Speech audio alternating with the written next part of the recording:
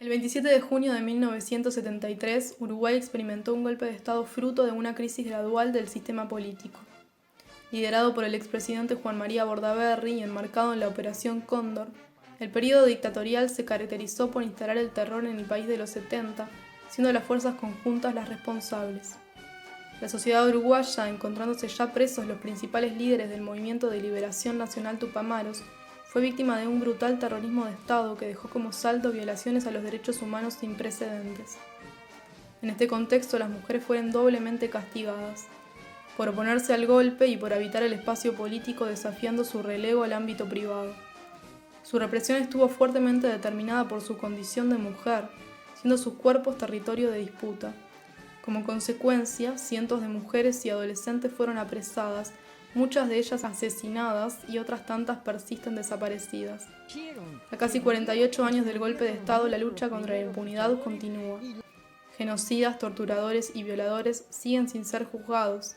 Las complicidades siguen obstruyendo el camino hacia la verdad y la identificación exhaustiva de los lugares donde se materializó la represión continúa pendiente. Mientras, víctimas y familiares siguen exigiendo justicia.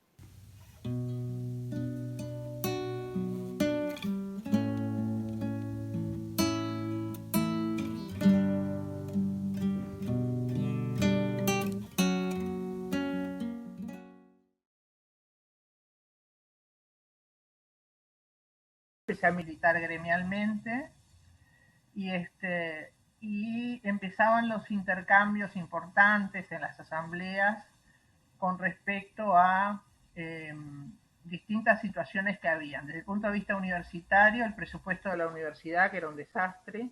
Otro tema era el boleto estudiantil, el boleto para estudiantes con descuento. Entonces, se empezaron a hacer manifestaciones, marchas, entregábamos volantes a la gente, tal, me fui incorporando y se empezó a hablar de la posibilidad de un golpe de Estado en este país. Entonces fui a la asamblea y por supuesto voté que si había un golpe de Estado ocupábamos la facultad y no entregábamos el local. Éramos un montón al principio, tuvimos que hacer especies de guardias, entonces hicimos rotación, inclusive había compañeros que iban a la azotea de la facultad y informaban lo que pasaba en el Palacio Legislativo, que estaba vacío, que había tanques, bueno, veíamos los obreros de Alpargatas, veíamos una cantidad de cosas, veíamos Montevideo semidesierto, hasta que el ejército rompe la puerta y entran y nos sacan y nos piden la documentación a cada uno, nos fichan. A los que estábamos ahí en ese momento nos ficharon. Y 2 meses y pico después, 3 meses, nos empezaron a ir a buscar, y a partir de ahí, como no me presenté a su citación, quedé requerida.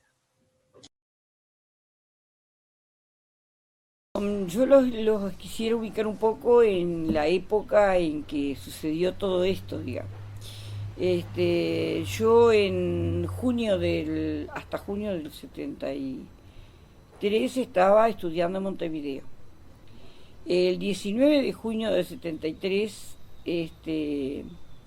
decidí venir a Durazno a visitar a mi familia. Yo estaba viviendo en Montevideo y cuando llegué acá a Durazno, salí con mi madre y mi sobrina Nacelia, que era chiquita en aquel momento, no tenía ni un año. Y me detuvieron y me llevaron presa al cuartel de Durazno. Fue un policía de particular que se identificó ahí con una cosa y dijo que yo lo tenía que acompañar. En el momento en que yo caí presa, estaba mi hermano Antonio, que hacía unos meses que lo habían soltado, porque era menor, y mi hermana, mi otro hermano Elías y mi cuñada presa. Y mi sobrina había nacido en la cárcel, entonces que la situación de la familia pobre era bastante mal. Nosotros volvimos de Chile el 8 de abril y después tuvimos días muy duros, tuvimos el 14 de abril que nos mataron 8 compañeros, que fue un día muy duro. Y bueno, y el 14 de abril, nosotros caímos el 13 de mayo. Eso, ¿cómo fue? Bueno, me agarraron, me pusieron en una celda, como yo te digo, en una celda chiquita. Entonces, bueno, ahí me dejaron 6 meses, como yo te digo. Bueno, era difícil porque te llamaban, sacaban de noche a interrogar y te interrogaban a las 10 de la noche y te traían de nuevo y me tuvieron sin bañar no sé cuánto tiempo, pero bueno, y eso vos pareces un perro de como de lo sucia que uno está. El 6 de febrero hubo la cosa, el problema de los 4 y 7, yo no sé si te acordás de unos milicos que querían tomar el poder y querían hacer una reforma, yo qué sé. Entonces nos sacaron en apuro, en Chanchita, nos sacaron para la Neri y nos dejaron ahí. Y ahí, bueno, comenzó otra vida, también en cuchetas de A3 dormíamos, pero era más grande y teníamos un gimnasio. Entonces, en el gimnasio podíamos hacer deporte todos los días. 12 años 12. En el 71 y fui...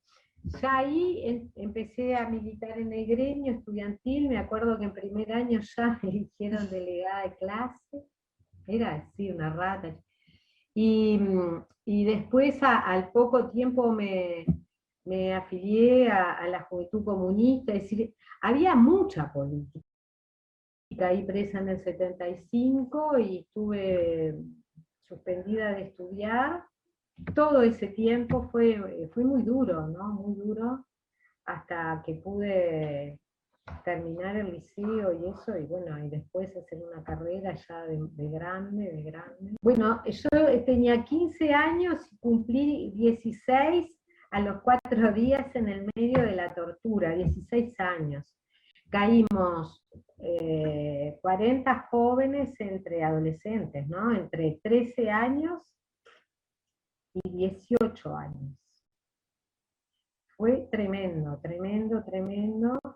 En abril del 75 hemos hecho la denuncia, pero hasta el día de hoy nunca, no solamente no ha sido enjuiciado nadie, nunca fue nunca se presentó a declarar ninguno de los torturadores. Estuve presa un mes en el cuartel de 33 y después nos trajeron para Montevideo a los grandes de 15 a 17.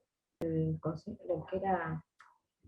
Consejo del Niño, que es el INAUDI ahora, a 8 meses acá en Montevideo, en el hogar Yaguarón.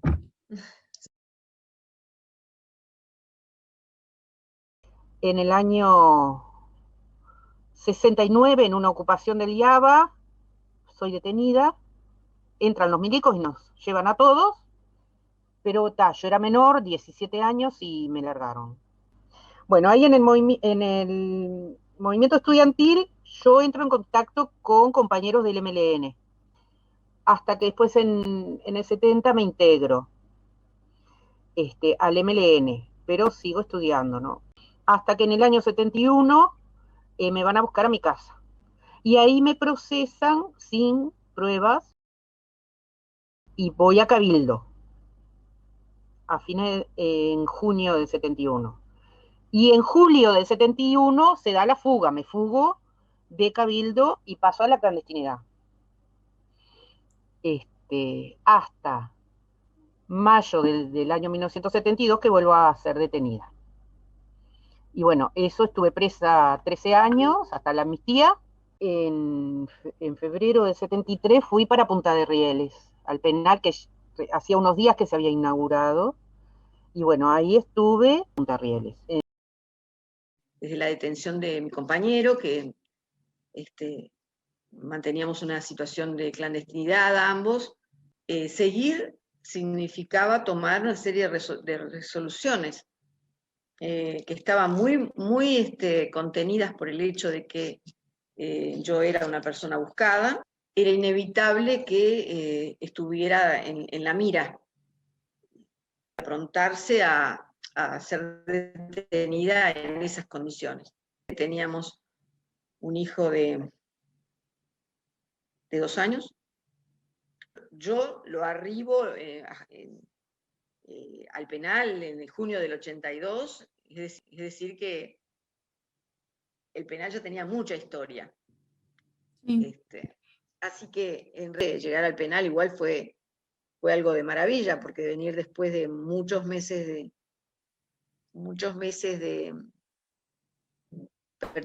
pertenecer allá a un lugar clandestino, de tortura, bueno, es decir que llegaba a un lugar para mí mucho más amigable, llegaba bien y llegaba viva.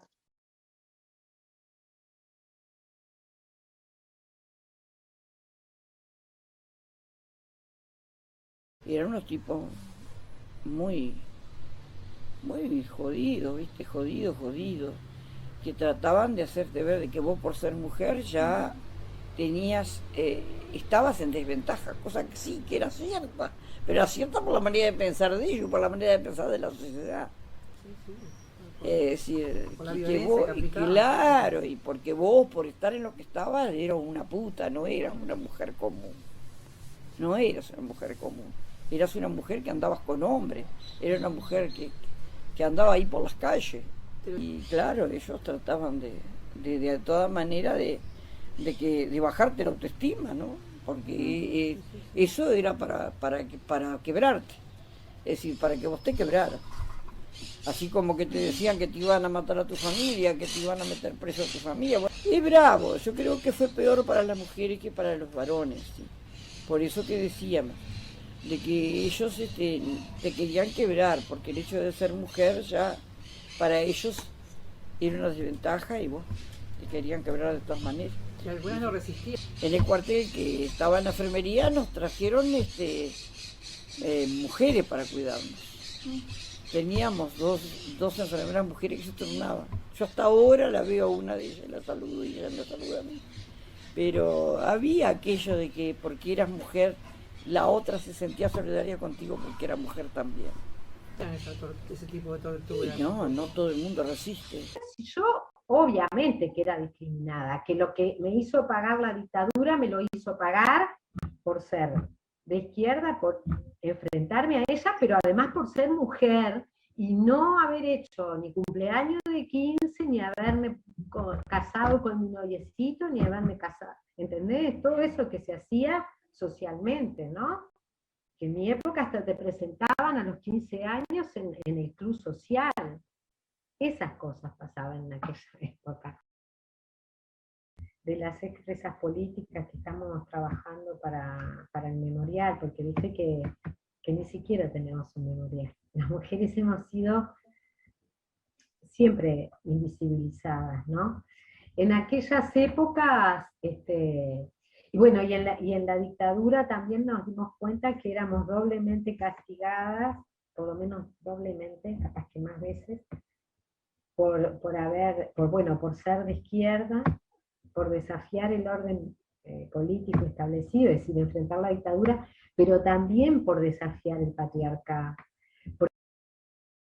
Pero bueno, en el MLN te podés imaginar que el lugar de la mujer era un lugar muy complicado, ¿no? Primero porque había una estructura, primero que nada, una estructura clandestina, o sea, nosotros no conocíamos al que estaba al lado nuestro. Y segundo, una estructura militar. Yo además estaba integrada a un grupo militar. La mentalidad que conlleva eso. Evidentemente que había un machismo muy fuerte en el MLN, ¿no? Y que las mujeres empezábamos a tratar de enfrentarnos a él. Mujeres muy poderosas, ¿no? No lo digo por mí, pero digo, me tocó militar con mujeres con mucha fuerza y con mucha seguridad en lo que hacían. Y que continuamente se estaban enfrentando a esas normas machistas, ¿no? De convivencia y de organización. Nunca me sentí denigrada ni desplazada como mujer, ni siquiera como joven, que lo era y mucho. Por suerte siempre me sentí escuchada y respetada. Pero claro, nunca accedí a ningún cargo de poder, ¿no? O sea, en la dirección del MLN solamente en periodos de crisis hubieron mujeres en la dirección, si no eran todos hombres, y eso ya habla por sí mismo, ¿no? Los procesos de cada una de las mujeres, ¿no? A lo largo de toda la dictadura y las distintas caídas, incluso los distintos grupos políticos que cada uno tenía sus particularidades, todo eso refiere va en paralelo, y así que en realidad lo que vengo a ver allí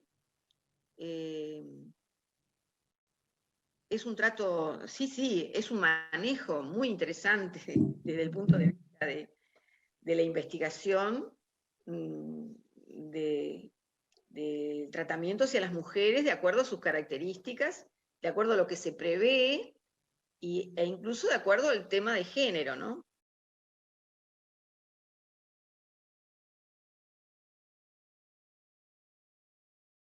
Tengo derecho, me decían de entrada, yo tengo derecho a desaparecerte, totalmente desaparecerte, y fue lo que hicieron, ¿no? Y yo sabía que sí, que ya había, en ese momento ya había muchos compañeros desaparecidos, que las familias no los encontraban en la cárcel, en ningún lado.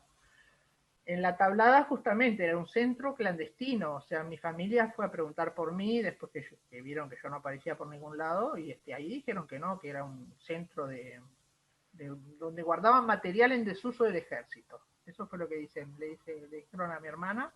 Y bueno, yo en una entrevista, no sé si tú la viste en La Letra Chica, conté un poco cómo fue la bienvenida.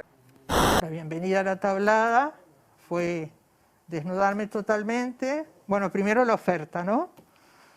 Ya sabemos todo de tu actividad, estabas militando en contra nuestro. Entonces, bueno, papel, lápiz, escribí todo lo que hiciste, todo lo que haces, y nombres.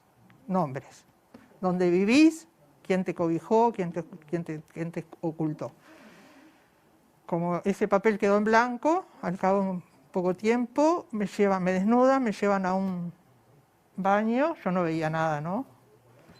Pero siento que se abre una ducha helada, que empieza a correrme, y empiezo a sentir pasos que van dando toda la vuelta alrededor de ese baño gigante, y cada vez eran más pasos, y cada vez más personas hablando, que decían lo que te iban a hacer, en qué estabas buena, en qué no, me gusta esto, no me gusta lo otro, qué tal si le hacemos esto, qué tal.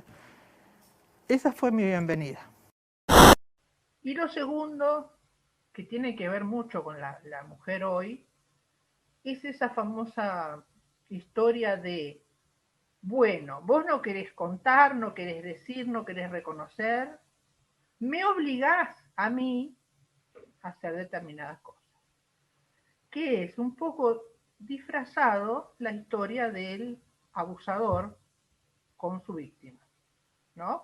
Bueno, vos en realidad agarraste por una calle que estaba un poco oscura, y entonces, o andás sola, o pusiste tal ropa, y me obligás a mí a abusar de vos. O sea, la culpa es de la víctima. Era como ellos te decían, o sea, en realidad me obligás a mí a torturarte. Además hacían competencia entre ellos, yo lo vivía, encapuchada y todo, pero lo vivía, lo oía, o sea, quién torturaba mejor. Y bueno, cuando ya no les interesaba demasiado más lo tuyo, recién aparecías detenido en esa fecha. Me entrevistó en aquel momento porque estaba en Durazno, en ese momento Boletini, que era el ministro de Defensa de aquel momento. Bueno, me preguntó quién era, porque que había ido a hacer a Durazno, que había ido de visita. Y bueno, y después de eso se fue el ministro, me dio una paliza bárbara. No me dieron opción de nada porque Me pegaron mucho y me tuvieron parada de plantón mucho tiempo.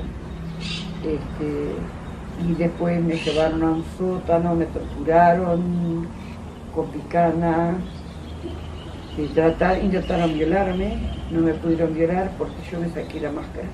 Si ellos te ponían una capucha, y como el tipo que me fue a violar dijo, yo quiero ser el primero, yo me di cuenta que el tipo se iba a tirar arriba mío y me saqué la máscara.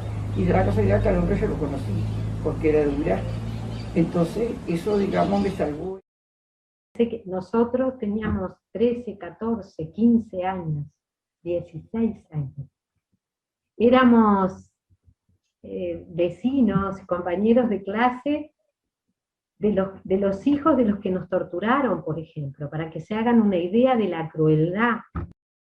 Bueno, comimos polenta con gusano durante yo qué sé cuánto tiempo, yo no sé, yo creo que años. Es lo más difícil, ¿sabes? Cuando vos sabés que vos no sos dueño de tu vida, del momento que caes en cana, ni de tu vida ni de tu cuerpo. Y eso deja traumatismos muy grandes. Teatro con cosas de la campaña, pero que nos reíamos. Eso es lo que tiene, ¿viste? Fue muy difícil la comida, todo, las requisas, todo. Pero entre nosotros había... yo las quiero como si fuera de mi familia, mis compañeros. ¿Viste? Y los compañeros, que nos hablamos por WhatsApp, nos vemos todavía, todo el mundo está viejito, pero bueno, ¿qué vamos a hacer? Envejecimos, pero yo con las compañeras, ¿viste? Vos con la gente que vivís 24 horas sobre 24 durante años, ¿cómo te puedo decir? No podés mentir.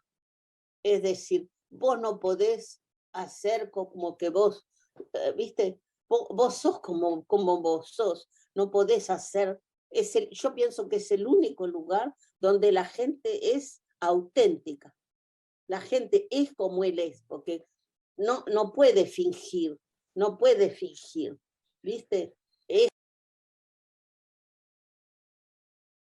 Que me gustaría verlas, y a los compañeros, porque se van yendo de a uno todos los días. Yo abro el teléfono de mañana y digo, ¿quién se habrá muerto? En el penal de Punta de Rieles, la característica era que no estaba sola. Estabas en soledad solamente cuando te mandaban a calabozo sancionada. Sino después siempre estabas en celdas de un mínimo 4 y un máximo 20, ponele, celdas grandes. Eso es algo que te fortalece muchísimo. Te puede complicar, no sé, pero más es lo que te fortalece, ¿no? Estar con otras compañeras compartiendo esas circunstancias, ¿no? Nosotras nos apoyábamos muchísimo unas a otras y era como, bueno, teníamos inclusive discusión política, tratábamos de estudiar en los periodos en que había libros en el penal, tratábamos de informarnos por todos los medios que pudiéramos de lo que estaba pasando afuera, y tratábamos de mantenernos con una moral de que, bueno, de que algún día íbamos a salir. Nosotras, lo bueno que teníamos era que teníamos una gran confianza entre nosotras, que teníamos un gran respaldo entre nosotras, un gran apoyo, siempre encontrábamos apoyo, o sea, no había problema en que vos lloraras, en que vos te sintieras triste, en que vos te sintieras como fuera, confundida, como fuera, que siempre ibas a encontrar apoyo en alguna compañera, ¿no? Es un lazo muy fuerte el que conocíamos en las acciones más cotidianas y en las acciones más jodidas que le pueden tocar, ¿no?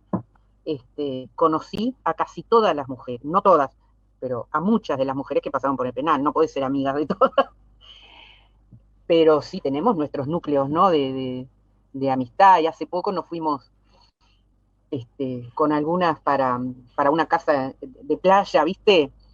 Y nos reíamos porque decíamos que estábamos como en el penal, no cerrábamos la puerta del baño cuando íbamos a hacer pichí, porque nos conocíamos tanto que estábamos como retrocediendo a estas circunstancias en las cuales no había puerta, ¿no?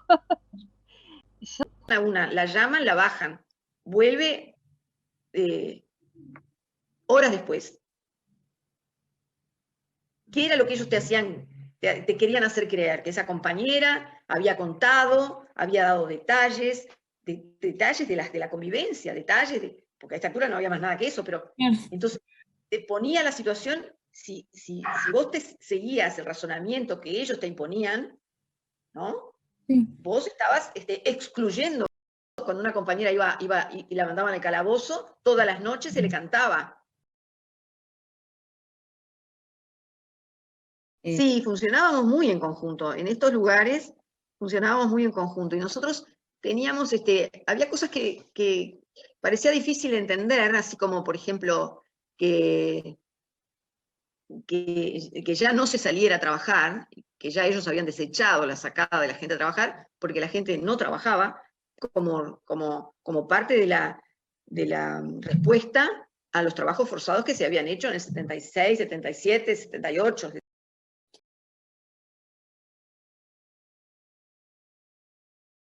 O echar un vistazo, o poner en valor todo lo que habíamos vivido en aquella etapa, yo creo que es algo que no ha terminado todavía. Las necesidades de saber cómo lo vivíamos forman parte también de ese no haber culminado, que tal vez no culmine nunca, porque tampoco culmina para la familia. Es un hecho que a veces pasa como desapercibido. La opción de seguir militando, los lugares a los cuales nos teníamos que enfrentar nuevamente, la síntesis de aquella etapa de la lucha contra la dictadura, las cosas que habían quedado por el camino, todo eso es parte de la nueva problemática del análisis que no podemos dejar de hacer. No en todos lados se dio la circunstancia especial de que la denuncia nuestra, somos unas cuantas mujeres detenidas en periodos distintos, desde el 72 hasta el 83, de grupos políticos distintos, de 5 grupos políticos distintos, y en todo el país. Lo que claramente tipifica un delito de lesa humanidad. La Corte uruguaya no lo reconoce como de lesa humanidad estos delitos. Gavazo fue procesado por 25 o 28, no recuerdo, homicidios comunes, como si él fuera simplemente un asesino serial. Entonces, si él no fuera considerado un homicida común y corriente, sino que cometió delito de lesa humanidad, él no tendría derecho a tener, por ejemplo, prisión domiciliaria. O sea que esa es otra pelea para dar. Es importantísimo que ustedes se interesen en este tema, porque es un tema que lo van a tener que seguir peleando ustedes. Se ha logrado algo, un avance. Todo eso se va logrando a través de una inmensa lucha y meterle para adelante. No existe el beneficio así, que te caiga del aire.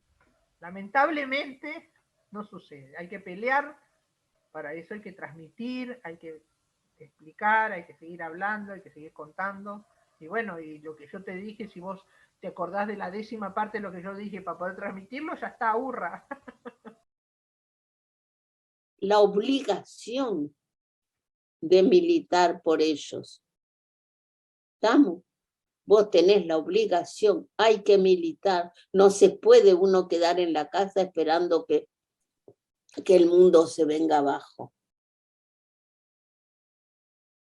En un país que sufrió una dictadura tan tremenda, y me parece que las nuevas generaciones tienen que tomar contacto con esa historia, que es su historia, es mi historia, sí, personal, pero es la historia de ustedes. Esto le pasó a este país, Esto le pasó a gente como ustedes, con la edad de ustedes, con menos edad, porque, porque hay gente que está desaparecida y no sabemos si ellos no van a decir, porque hay pocos que han ido a la justicia, la inmensa mayoría en este país son buenos abuelitos y deben de abrazar y besar a sus nietos como buena gente, y no son buena gente. Son de la peor lacra, porque no son ni gente. Nosotros tenemos que tener memoria, y por eso les doy gracias, construirla y reconstruirla siempre, para que esto no suceda nunca más en ninguna parte del mundo, para que no se avasallen las libertades de nadie, para que la gente no vea vulneradas sus derechos, para que no la maten y la asesinen porque pensaba distinto. Caminante, no hay camino, se hace camino al andar se hace camino y al mover la vista atrás se ve el camino que nunca se volverá a repetir. Caminante, no hay camino, se hace camino al andar. Porque haces camino si caminás, si no caminás, ¿no?